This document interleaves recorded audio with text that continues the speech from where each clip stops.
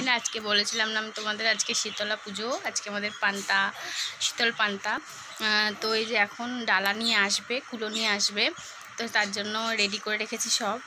তো তোমাদের দেখাবো যখন ওরা ঢুকবে, মানে আমি দেবো, বোনটা হয়তো ভিডিও করে দেবে একটুখানি। তো চলো তোমাদের দেখাই। ডাবল সাজিয়ে রেখেছি যে চাল, আলু, পটল, একটা তেল, সিঁদুর, তারপরে এই যে জল, সব রেডি করে রেখেছি, আসলেই দেব। তো ঠিক আছে, চলো আসুক, তারপর তোমাদের দেখাচ্ছি।